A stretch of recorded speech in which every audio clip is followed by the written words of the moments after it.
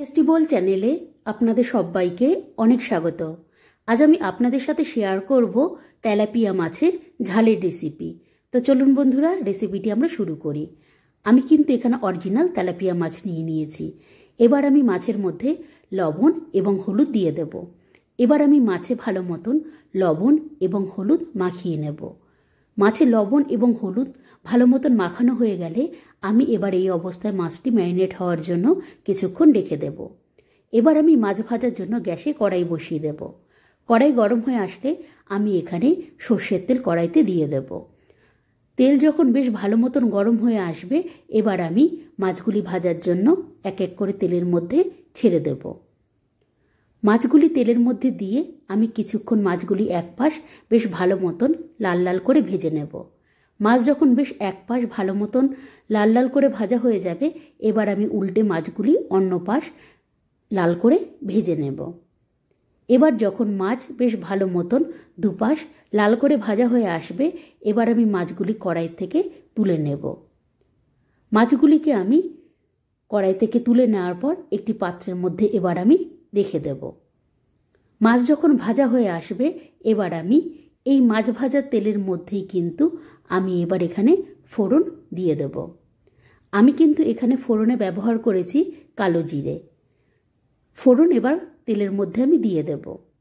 ফোড়ন হালকা ভাজা হয়ে আসলে এবার আমি তেলের মধ্যে কাঁচা লঙ্কা দিয়ে দেব।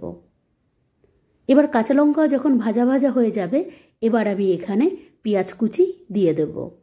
পেঁয়াজ কুচি তেলে দেওয়া হয়ে গেলে এবার আমি নাড়াচাড়া করে নিয়ে পেঁয়াজটি হালকা লাল লাল করে কিন্তু ভেজে নেব।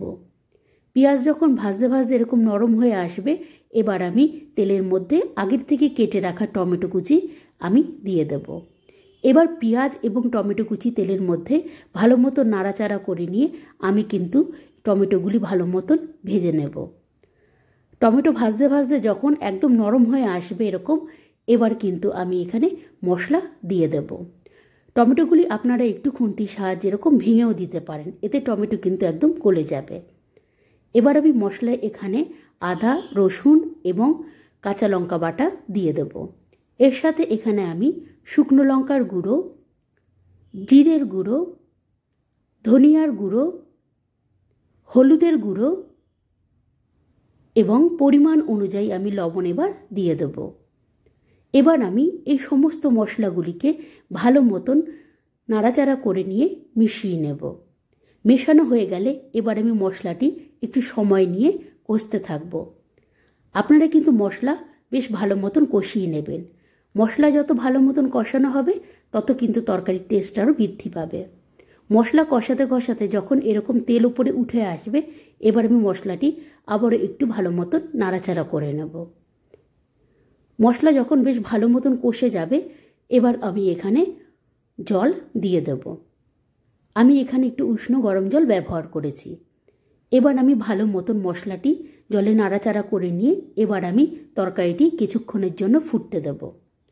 তরকারি যখন বেশ ভালো মতন ফুটে যাবে, এবার আমি এখানে আগের থেকে ভেজে রাখা যে তেলাপিয়া মাছ, সেই মাছগুলি আমি দিয়ে দেব। মাছ ঝোলের মধ্যে দিয়ে এবার আমি মাছটি নাড়াচাড়া করে নিয়ে আবারও কিছুক্ষণ ফুটতে দেব, যাতে মাছের মধ্যে ভালো মতন মশলা ঢুকে যেতে পারে।